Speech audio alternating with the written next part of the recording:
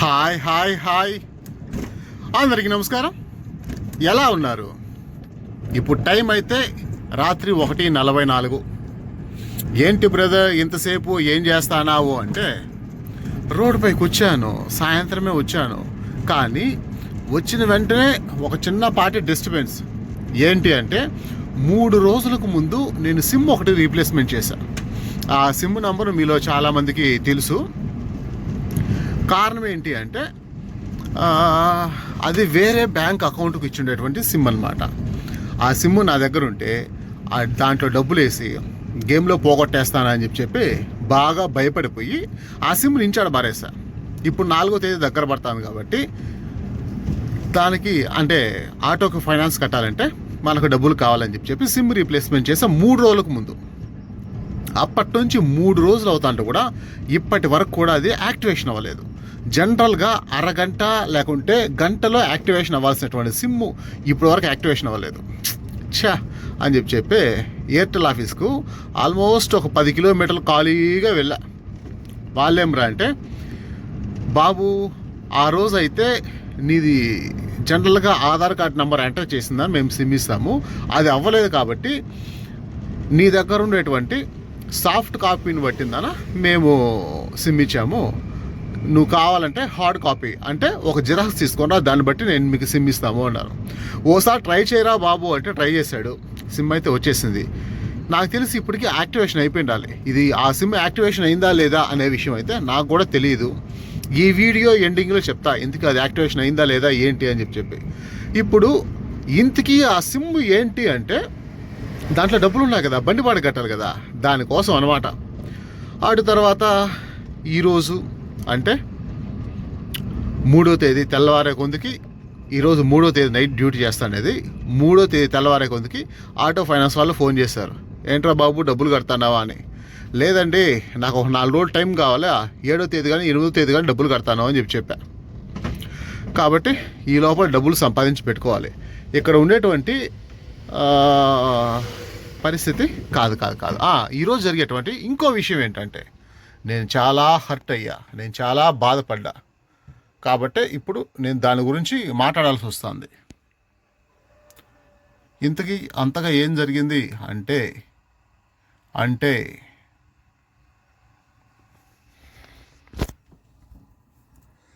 Railway station కాడ ఒక బాడుగు వచ్చింది.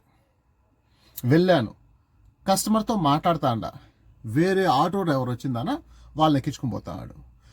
ఒరే ఉండరా నేను రా అంటే కూడా కస్టమరో వినలేదు, వాడో వినలేదు. నేనేమి 1 పైసా ఎక్స్ట్రా డబ్బులు అడగలేదు. ఈ మధ్య ఎవరిని అడగడం లేదు. ఇప్పుడు నా టైము నా కష్టము నేను సంపాదించిందే నాకు మిగలడం లేదు.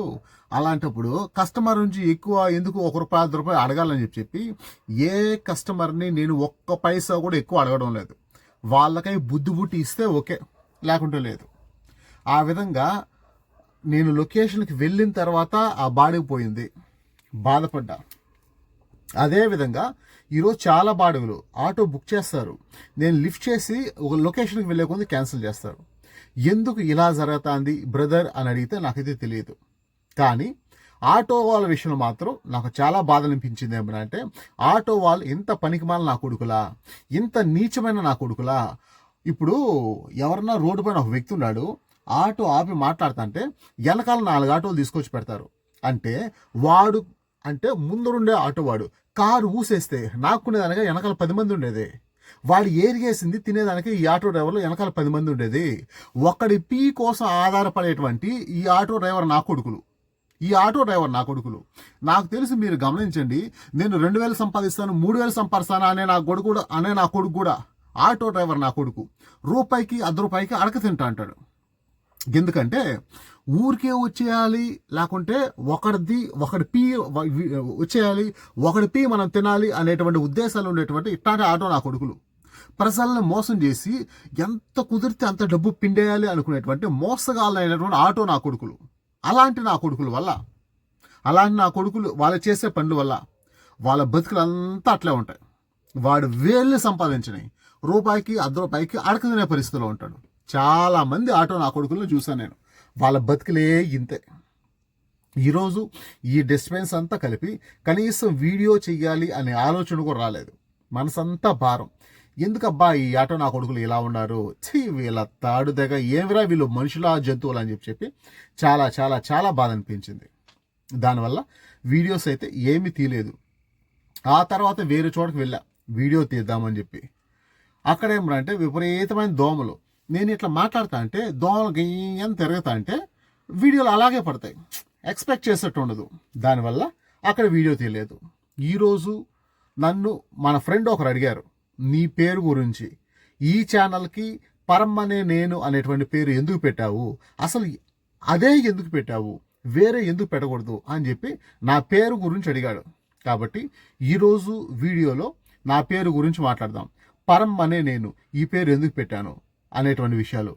ఏంటి పేరు పెట్టిన దాని వెనకాల కూడా ఇంత చరిత్ర ఉందా అనేటువంటి డౌట్ మీకు వచ్చినట్టుగా ఉంటే ఈ వీడియో చివరి వరకు చూడండి. ఈ పేరు వెనకాల ఉండేటువంటి చరిత్రను, హిస్టరీను, బాధను, ఈ పేరును నేను ఎంత అసహించుకున్నాను అనేటువంటి విషయాలు మనం ఈరోజు ఈ వీడియోలో మాట్లాడుకుందాం. ఇంకేంటి, బయలుదేరదాం పదండి. ఆల్మోస్ట్ తిరుపతి నుంచి ఒక 5 కిలోమీటర్లు కాపకున్నాను. ఇప్పుడు బస్ స్టాండ్కి వెళ్ళాలి. ఈరోజు బాడుగులు కూడా అనుకున్న విధంగా లేదు. ఇప్పటి వరకు సంపాదించి అసలు ఎంత సంపాదించాను తెలుసా? ఇప్పుడు ఆల్మోస్ట్ 1:45, 2 అవుతుంది. ఇప్పటి వరకు సాయంత్రం 7 నుంచి 8, 9, 10, 11, 12, 1, 2 7 గంటల్లో సంపాదించింది. అకౌంట్లో 500 ఉంది, 200 డీజిల్ పెట్టా అంతే. కానీ ఒక 500 అయితే సంపాదించాను. ఇప్పుడు ఇది ఎందుకు బాధతో చెప్తున్నానంటే టైం 2 అవుతుంది. 4 గంటలకు నేను ఇంటికి వెళ్ళిపోతా. 4 గంటలకు ఇంటికి వెళ్ళి నేను పడుకుంటే కానీ ఒక 10కో 11కో నిద్రలేసి ఫ్రెష్ అప్ అయ్యి రేపు నేను చర్చికి వెళ్ళలేను. దానివల్ల ఈరోజు తెల్లవారి వరకు డ్యూటీ చేయడం లే, జస్ట్ 4 వరకే. అంటే ఇంకొక 2 గంటలు మాత్రం డ్యూటీ చేస్తాను. ఆ తర్వాత ఇంటికి పోయిన తర్వాత మనం ఆ పేరు గురించి మాట్లాడుకుందాం. ఇంతకీ పరం అనే నేను ఎందుకు ఈ పేరు ఇలా పెట్టాను అనేటువంటి విషయాలు. ఓకే, సరే బయలుదేరదాం పదండి. ఫస్ట్ ఇక్కడి నుంచి పోదాం. హొస్కోట దమ్ బిర్యానీ 4 గంటలకు జస్ట్ ఇప్పుడే తిన్నాను. ఇంకా ఇంటికి వెళ్ళి పడుకొని నిద్రపోవాలి. నిద్రలేసి సండే చర్చికి పోవాలి. ఇప్పుడు ఈ గ్యాప్లో మిగిలిన బ్యాలెన్స్ వీడియో ఒకటి ఉంది కదా, అంటే అప్పుడే మీకు ఒక విషయం చెప్తా అన్నాను నా పేరు గురించి. ఇంటికి పోయేసి నా పేరు గురించి మాట్లాడుకొని ఆ తర్వాత పడుకొని నిద్రపోదాం. ఇంటికి పోయిన తర్వాత ఈ బిర్యానీ టేస్ట్ దీని గురించి కూడా ఒకసారి చెప్తాను నేను. హొస్కోట దమ్ బిర్యానీ. ఈ హొస్కోట దమ్ బిర్యానీ నిజంగా నాకైతే నచ్చలేదు బ్రదర్స్, అస్సలు నచ్చలేదు. ఫస్ట్ ఆఫ్ ఆల్ ముందుగా మాట్లాడాల్సింది దాని కాస్ట్. రేట్ అయితే 180 రూపాయలు. కానీ 180 రూపాయలు పెడితే కూడా అంత క్వాంటిటీ ఇవ్వడం లేదు. మధ్యాహ్నం ఇప్పుడు పిల్లకాయలు క్యారీ ఎత్తుకుపోతారు కదా, ఆ క్యారీకి సరిపోయే అంత ఉంది అంతే. నిజంగా ఆ రైస్కి అయితే 180 రూపాయలు ఇవ్వడం అయితే దండగా. ఇంకా ఆ టేస్ట్ గురించి మాట్లాడితే జనరల్గా చికెన్ దమ్ బిర్యానీలు, హైదరాబాద్ దమ్ బిర్యానీలు మనం చూస్తుంటాం కదా. తిరుపతిలో 180 రూపాయలు పెడితే ఏ రేంజ్లో అయితే దమ్ బిర్యానీ దొరుకుతుందో బాస్మతి రైస్తో అంత క్వాంటిటీ లేదు. తర్వాత హైదరాబాద్ దమ్ బిర్యానీకి ఎవరైతే అలవాటు పడిపెట్టారో వాళ్ళకందరికీ మాత్రం ఈ టేస్ట్ నచ్చే అవకాశం అయితే లేదని నేను అనుకుంటాను. నాకు ఇంకా చెప్పాలంటే ఈ బిర్యానీ కంటే కూడా నాకు హైదరాబాద్ దమ్ బిర్యానీ నచ్చింది. నిజంగా దీనికోసం నేను 180 రూపాయలు ఖర్చు పెట్టాను అనేటువంటి బాధ అయితే చాలా అనిపించింది. టేస్ట్ కూడా అంత గొప్పగా అయితే ఏం లేదు. 4 గంటలకు బిర్యానీ దొరుకుతుంది అని వెళ్ళడం తప్ప, తెల్లారితో 4 గంటలకు బిర్యానీ వస్తుందని చెప్పి దానికోసం చూసుకోవడం తప్ప అంత గొప్పగా అయితే ఏం అనిపించలేదు. ఇంకా చెప్పాలంటే ముక్కలు జస్ట్ 3 ముక్కలు. ఆ 3 ముక్కలు కలుపుకుంటే మహా అంటే ఒక 100 గ్రాములు ఏమైనా ఉండొచ్చేమో. చికెన్ కూడా సఫిషియెంట్గా, అంటే 180 రూపాయలు పెట్టేప్పుడు అంత చికెన్ ఎక్స్పెక్ట్ చేస్తాం కదా, అంత చికెన్ అయితే దాంట్లో అయితే లేదు. నాకైతే వరస్ట్ అని అనిపించింది. దానికన్నా తిరుపతిలో హ్యాపీగా 150 నుంచి 200 వరకు అమ్మేటువంటి బిర్యానీలు చాలా ఉన్నాయి. అవి ఈ హొస్కోట దమ్ బిర్యానీ కంటే కూడా చాలా బెస్ట్. అటు తర్వాత చిట్టి ముత్యాల రైస్ వాడాము దీంట్లో అని చెప్పి చాలా ప్రచారం చేస్తుంటారు ఈ హొస్కోట దమ్ బిర్యానీకి సంబంధించిన వాళ్ళు. కానీ ఆ చిట్టుముత్యాల బిర్యానీ సరిగా ఉడకకుండా నాకైతే గింజలు గింజలుగా అనిపించింది. ఛీ, ఏంటబ్బా, ఎందుకు మనం ఇంత పనికిమాలి చెత్త తిన్నామని చెప్పి చాలా చాలా చాలా బాధపడ్డాను. నిజంగా డబ్బులు వేస్ట్ అయిపోయిందే అనేది ఒక బాధ అయితే, ఇది ఇంకో రకమైన బాధ. అన్ని బాధలు కలిగిపోయిందన్న ఈరోజు రాత్రి ఇలా జరిగింది. ఇంతకీ తెల్లారే ముందుకి అంటే తెల్లవారితో 4 గంటలకే చికెన్ బిర్యానీ తినేదానికి ఎందుకు పోయినానంటే, రాత్రి బాగా ఆకలి వచ్చేసింది. నిన్న సాయంత్రం ఆకలి వచ్చింది, 3 దోశ తిన్నాను. నైట్ 11-12 గంటల పైన 12 గంటల కాడ ఒక 2 దోశ తిన్నాను. అయినా సరే బాగా ఆకలి. ఆ టీలు కాఫీలు చెత్త చెదరం చాలా తిన్నాను. ఎంత తిన్నా ఆకలి తగ్గలేదు. ఇంకా రైల్వే స్టేషన్ కాడ దోశ తీసుకుందాం అనుకున్నా. దోశ తీసుకుంటే కూడా ఆకలి తగ్గదేమో అనిపించింది. అందువల్ల సరే ఇప్పుడు ఏం చేద్దాము అని ఆలోచించేటప్పుడు హొస్కోటా దమ్ బిర్యానీ గుర్తొచ్చింది. అందుకని వెళ్ళా. చికెన్ దమ్ బిర్యానీ 180 రూపాయలు పెట్టిందనా, పనికి మాల చెత్త తిన్నామే అని బాధపడుకున్నాను. కానీ ఈ హొస్కోటా దమ్ బిర్యానీకి సంబంధించి తిరుపతిలో బైపాస్లో అంటే తిరుచానూరు దగ్గర ఒకటి ఉందన్నమాట, హొస్కోటా దమ్ బిర్యానీ అని చెప్పి. వాళ్ళు ఏం చెప్తారంటే, ఒరిజినల్ హొస్కోటా దమ్ బిర్యానీ హొస్కోట్లో బెంగళూరులో కర్ణాటకకు సంబంధించి ఏదైతే ఉందో అదే టేస్ట్ను అదే క్వాలిటీని ఇస్తాం మేము అని చెప్పిందన్న. వాళ్ళు కూడా సేమ్ టు సేమ్ వాళ్ళ దగ్గర కూడా తిని చూశాను నేను. అక్కడ కూడా నాకైతే వేస్ట్ అనిపించింది. హొస్కోటా దమ్ బిర్యానీ 4 గంటలకు అని చెప్పి దానికోసం ఎగబడిపోవడం అయితే వేస్ట్ శుద్ధ వేస్ట్ అనిపించింది నాకైతే. ఇప్పుడు మన పేరు గురించి మాట్లాడుకోవాలి కదా, సరే ఎక్కడైనా సైడ్ కాపే మాట్లాడతాం. ఇంతకీ పరం అనే నేను, ఆ పేరు వెనకాల ఉండేటువంటి రహస్యం ఏంటి, ఎందుకు అసహించుకున్నా అనే విషయాలు ఎక్కడైనా సైడ్ కాపుకొని మనం మాట్లాడుకుందాం. యూట్యూబ్ ఛానల్కు పరం అనే నేను ఈ పేరు ఎందుకు పెట్టానంటే, మీరు 1 సంవత్సరం నుంచి నన్ను చూస్తున్నారు. నా టైం బాగాలేదు, నా పరిస్థితి బాగాలేదు అని చెప్పి చాలాసార్లు చెప్పాను నేను. ఇదే పరిస్థితి నా చిన్నప్పటి నుంచి ఉంది. ఒకానొక దశలో నేను ఒక యాడ్ చూశాను. సంఖ్యాశాస్త్ర ప్రకారం మీ పేరులో కొన్ని పేరును నంబర్ల ప్రకారం డివైడ్ చేసిందన్న, కొన్ని అక్షరాలు యాడ్ చేస్తే మీ బతుకు బాగుంటుందని ఒక చోట విన్నా. సరే, ఆ సంఖ్యాశాస్త్రం చెప్పే వాళ్ళ దగ్గర పోయి వాళ్ళు చెప్పినట్టు చేసి నేను వాళ్ళని కలవడానికి నా దగ్గర అంత డబ్బులు లేవు. ఎందుకంటే నా పరిస్థితి బాగాలేదు కదా. అలాంటి సమయంలో నాకు అనిపించింది, ఈ సంఖ్యాశాస్త్రానికి సంబంధించి ఏమైనా పుస్తకాలు ఉంటాయా అని చెప్పి చూసా. ఒక పుస్తకం తెచ్చుకున్నా, యుగంధర్ అని చెప్పి నా పేరు రాసా.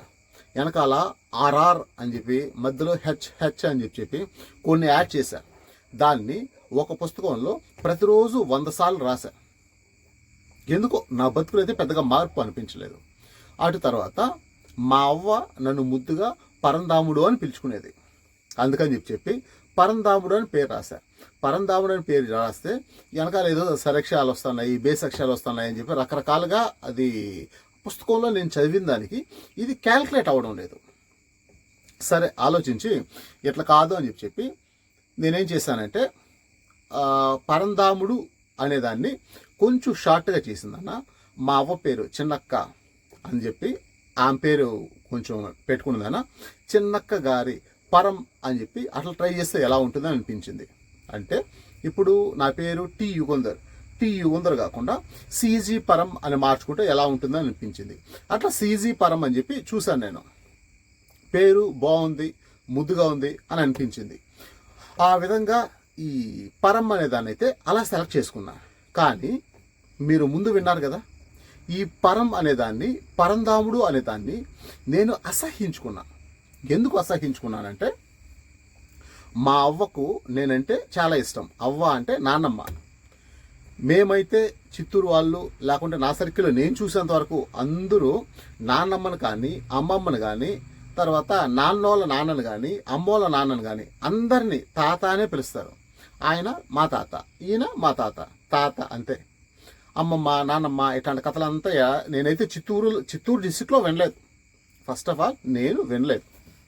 నేను కూడా అలాగే పిలిచేవాడిని, తాత అవ్వ అని. అమ్మమ్మ నాన్నమ్మ అట్లాంటి కథలంతా లేవు. ఇప్పుడు ఆమెకు నేనంటే చాలా ఇష్టము, పరంధాముడు అని పేరు పెట్టింది. ఆమె పరంధామ అని పిలిచేది, నేను పలికేవాడిని. మా బంధువుల సర్కిల్లో అందరూ కూడా నన్ను పరంధాముడనే పిలిచేవాళ్ళు. ఇక్కడ వరకు ఓకే. కానీ ఈ పరంధాముడు అనేటువంటి పేరును ఉపయోగించుకున్నాన మా ఊర్లో ఉండేటువంటి నా తోటి పిల్లకాయలు, నాతో పాటు చదువుకునే వాళ్ళు ఏం చేశారంటే ఈ పరంధాముడు అనేటువంటి పేరును ఎగతాళి చేయడం స్టార్ట్ చేశారు. ఎలా? పరిందిగాయలు, పరింది పండ్లు, పరింది అని చెప్పిందన విపరీతంగా ఎగతాళి చేశారు, స్టార్ట్ చేశారు. దానివల్ల ఆ పేరంటే అసహ్యం కలిగింది నిజంగా. ఇంకా చెప్పాలంటే దాదాబాయి నౌరోజీ, గాంధీజీ, నెహ్రూ అని చెప్పిందన నాకు ఒక పేరుంది, ఈ పేరుని కాకుండా రకరకాల పేర్లు పెట్టి పిలుస్తా అంటే మా ఊర్లో ఉండేటువంటి నా తోటి పిల్లకాయల పైన అసహ్యం కలిగింది. వాళ్ళలో ముఖ్యంగా చెప్పుకోవాల్సింది పూర్ణచంద్ర, నాకు అత్త కొడుకు అవుతాడు. నిజంగా వాడైతే నా పేరును ఎంత హింసించుంటాడంటే, వాడి మాటల వల్ల నేను ఎంత బాధపడి ఉంటా అంటే మామూలుగా కాదు. దాదాబాయి నౌరోజీ అని చెప్పి వాడి చుట్టూ ఒక 4 గొర్రెలు చేస్తారు.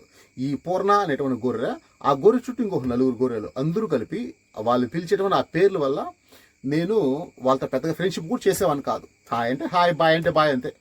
ఆ విధంగా ఆ పేరంటేనే అసహ్యం కలిగింది. మామూలు అసహ్యం కాదు, చి చి చి అనేంత అసహ్యం కలిగింది. ఫైనల్గా మా ఊరు నుంచి వచ్చేసిన తర్వాత, అంటే నా 15 సంవత్సరాల వయసులో నా 10th క్లాస్ అయిన తర్వాత నేను తిరుపతికి వచ్చేసిన తర్వాత ఎవరో కొంతమంది, అంటే నాకు బాగా ఎవరైతే క్లోజ్గా ఉంటారో వాళ్ళకి మాత్రమే నేను చెప్తా, నీ పేరు ఏంటి అంటే యుగంధర్, కానీ మా అవ్వ ముద్దుగా పరంధాముడని పిలుచుకునేది, మీరు నన్ను పరంధాముడని పిలవచ్చు, ఓకే నో ఇష్యూ అని చెప్పేవాడిని. ఆ విధంగా మా అవ్వ 96లో చనిపోయింది. ఆమె గుర్తుగా ఆమె పైన ఉన్నటువంటి ఇష్టం కొద్దీ ఈ పేరుని తీసుకొని పెట్టుకున్నా. అలా పరం ప్రపంచం అని చెప్పి నా ట్రావెల్ ఛానల్కు ఆమె పేరే పెట్టుకున్నా. ఆమె పేరు పెట్టుకున్నదాన నేనైతే చాలా హ్యాపీ. పరం ప్రపంచం అనేటువంటి నా ఫస్ట్ యూట్యూబ్ ఛానల్కి, రెండోదో మూడోదో అనుకుంటా, దానికి ట్రావెల్ ఛానల్కి పెట్టుకోవడం నాకైతే చాలా సంతోషం. ఆ విధంగా ఆ పరం అనేది ఫిక్స్ అయిపోయాను కాబట్టి అదే దారిలో ఈ ఛానల్కి పరం అనే నేను అని పెట్టా. అది నా పేరు వెనకాల ఉండేటువంటి స్టోరీ. నేను ఎందుకు ఈ ఛానల్కు ఈ పేరు పెట్టాను అనేటువంటి స్టోరీ కేవలం చనిపోయినటువంటి మా అవ్వ గుర్తుకు మాత్రమే. పరం అంటే ఆటోమేటిక్గా మా అవ్వే గుర్తొస్తుంది. అది ఆమె గుర్తుగా పెట్టుకునేటువంటి ఛానల్ ఇది, పేరు ఇది.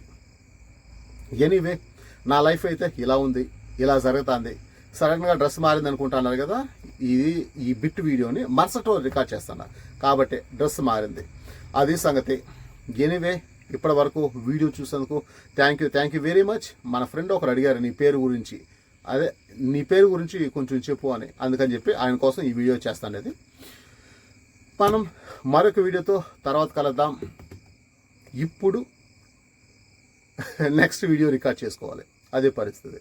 ఇంకేంటి చెప్పడానికి ఏం లేదు. బాయ్.